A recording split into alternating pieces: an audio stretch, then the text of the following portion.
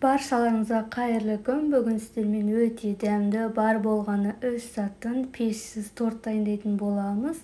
Ең алдымен ыдысымызға ұнды илектен өткізіп салатын боламыз. Толық рецепті описание бөліміне қалдырамын. Бізден кішкентай торт шығады. Егер сіздер үлкен торт жасайтын болсаңыздар, осы рецепті 2-3 есе көбейтіп жасаңыздар. Содан соң мұздай майымызды салып, осылай үгітіп шығатын боламыз. Май міндетті түрде салқын болу қажет. Холодильник немесе морозильниктегі біз осылай үгітіліп, өте әдемі шықты. Жақсылап араластырып аласыздар майларыңызды толықтай. Содан соң құмшекерімізді саламыз. Құмшекер салып, тағы да толықтай араластырып шығатын боламыз.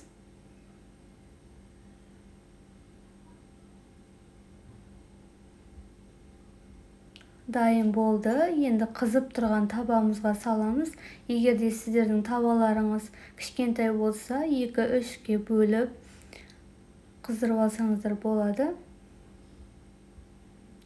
Осылай қызарғанша араластырып қуыратын боламыз. Күйіп кетпеу қажет. Араластырып тұрыңыздар.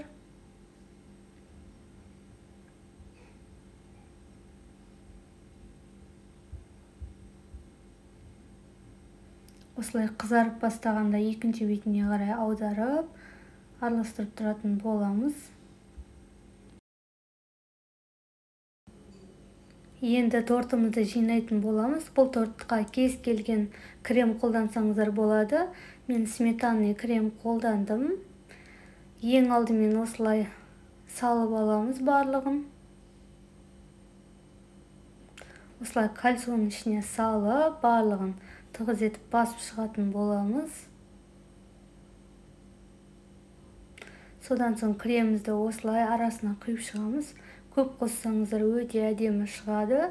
Сметанный крем дайындау үшін қаймаққа жай ғана сахарный пудра араластырсаңыздар болғаны. Басқа да кремдер қолдана бересіздер. Сгущенкамен май араластырып, немесе қайнатпалы крем қолдансаңыздар да болады. Барлығын осылай қайталап шығамыз.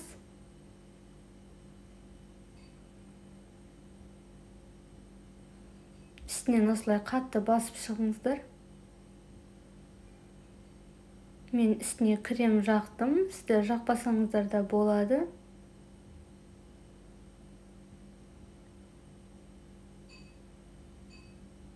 Өте дәмді торт шығады. Тез дайындалады. Бар болғаны 5-10 минутта. Сіздер де жасап көріңіздер. Бетін әрлеу өз еркілеріңізде. Мен кішкене кокосовый стружка және де арахис сеуіп шықтым. Шоколад немесе басқа нәрселермен сәндесеңіздер болады. Холодильникке 1 сағатқа немесе 2 сағатқа қойып аласыздар. Кальцияны шешпей, мен сіздерге сразу шешіп көрсеттім. Өте дәмді шықты.